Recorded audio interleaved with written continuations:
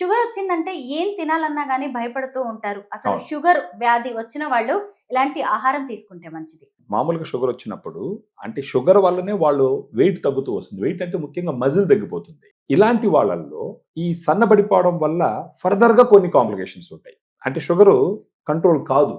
అది ఎలా అనేది నేను చెప్తాను ఇప్పుడు. ఒక్కసారి సన్నబడ్డారంటే మజిల్ తగ్గిపోద్ది. మజిల్ తగ్గిందంటే గ్లూకోజ్ లెవెల్ పెరుగుతూ ఉంటుంది. షుగర్ లెవెల్ పెరుగుతూ ఉంటుంది. బేసిక్‌గా శరీరంలో ఉన్న షుగర్ ఏమవుతదంటే మన కండరంలోకి పోయి ఖర్చవుతది. ఇప్పుడు సన్నబడ్డం వల్ల ఏమవుతది?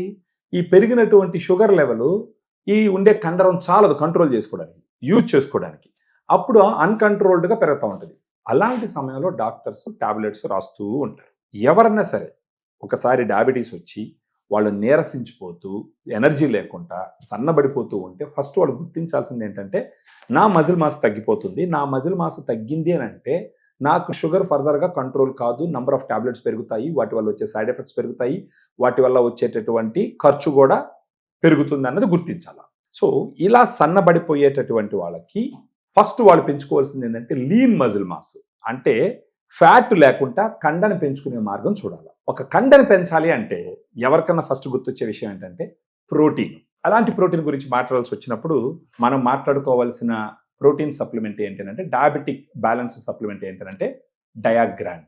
సో, దీంట్లో ఉన్న ప్రోటీన్ ఏం చేస్తుందంటే ఈ డయాబెటిస్ ఉన్న వాళ్ళలో ఈ లీన్ మజిల్ మాస్ పెంచుతూ పోతుంది. Over a period of time ఒక 3 నెలల పాటు వాడినారనుకుందాం. వీళ్ళ లీన్ మజిల్ మాస్ పెరుగుతుంది. ఈ లీన్ మజిల్ మాస్ పెరిగితే ఏమవుతుందంటే వాళ్ళ శరీరంలో ఉన్న గ్లూకోజ్ ఆ మజిల్‌లోకి పోయి ఖర్చు అవ్వడం మొదలుపెడతది. అప్పుడు అలా బాడీయే ఆ గ్లూకోజ్‌ని ఖర్చు చేయడం మొదలుపెట్టిందంటే ఈ గ్లూకోజ్ వచ్చి ఉండవలసిన లెవెల్స్ కన్నా ఎక్కువగా పోదన్నమాట. అప్పుడు టాబ్లెట్స్ వాడకం కూడా క్రమేపీ తగ్గుతూ వస్తుందన్నమాట.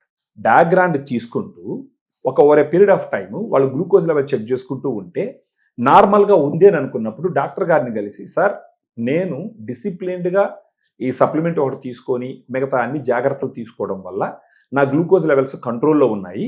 సో, దీని ద్వారా మీరేదన్నా నాకు ఇప్పుడు వాడుతున్న టాబ్లెట్స్ తగ్గించే అవకాశం ఉందా అని డాక్టర్‌ని అడగాలి. సో, ఇలా తగ్గిందనంటే డాక్టర్ గారు కంపల్సరీ తగ్గిస్తారు.